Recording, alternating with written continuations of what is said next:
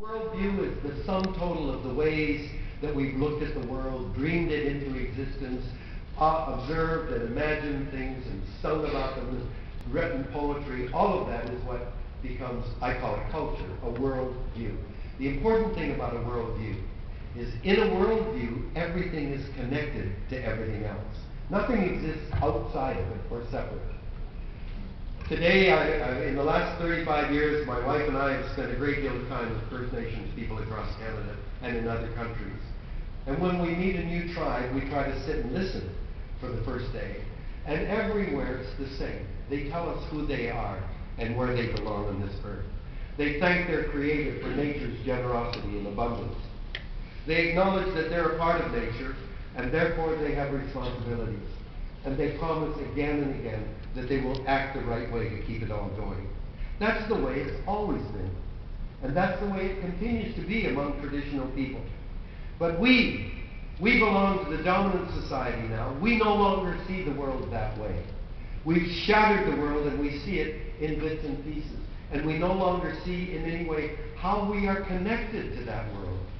And that disempowers us then, because we don't see the connections or therefore the responsibilities. And what struck me a few years ago, I saw a child for the first time in my life in a full-blown asthma attack. And I was horrified. The child was literally suffocating in front of my eyes.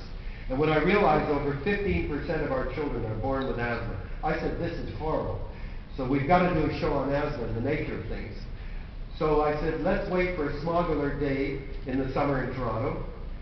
And in Toronto, you have to wait only a day or so. And we'll send a camera crew down to Toronto General to the emergency ward to film it. Smog alert day came, we rushed down. I couldn't believe it. Every one of you should do this.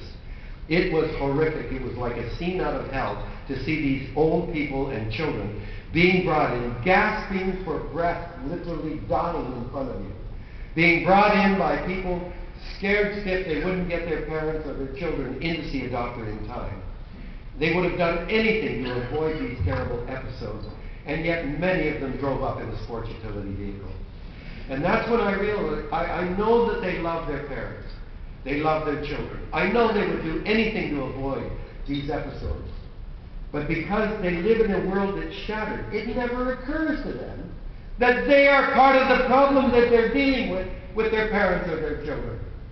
We've got to put the world back together again and realize that everything we do has repercussions.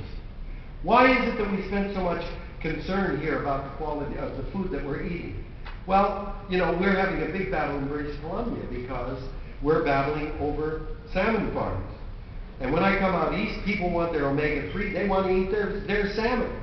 And when I say, did you ask before you ate it? Did you ask whether it was Pacific salmon or Atlantic salmon? They go, no. What's the difference? Well, if it's an Atlantic salmon, 100% of the time it'll be farmed.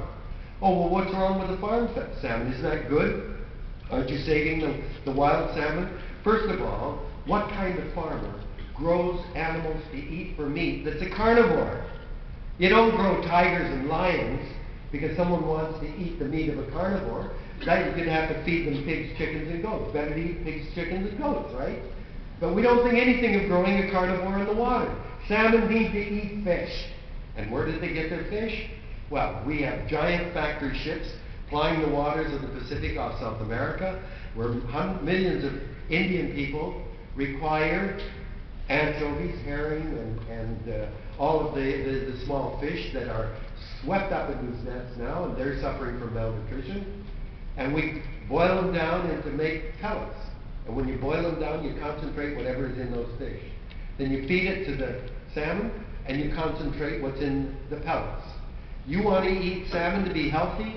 You better realize that you're getting a lot of PCBs, DDT, dioxin, Teflon, dieldrin, malachite green, and the most recent thing, flame retardant. You call that healthy living? We've got to take responsibility for what we do to our own bodies. And you know what? When you grow a salmon on pellets, the flesh comes out gray. Nobody would eat a salmon with gray meat. 1 week before the salmon are going to market, the seller comes to the buyer and says, with a fan from bright red to yellow, what color do you want your meat? You choose it, and they feed it a dye to make that nice orange-red color that you want to eat. You know, and I haven't begun to talk about the ecological consequences of growing these fish in open net pens. It's an ecological disaster in the area. But everything we do has repercussions. And forget about the ecological or the social impact of growing salmon in cultures. What about your own health? So you've got to ask, is it Atlantic or is it Pacific? If it's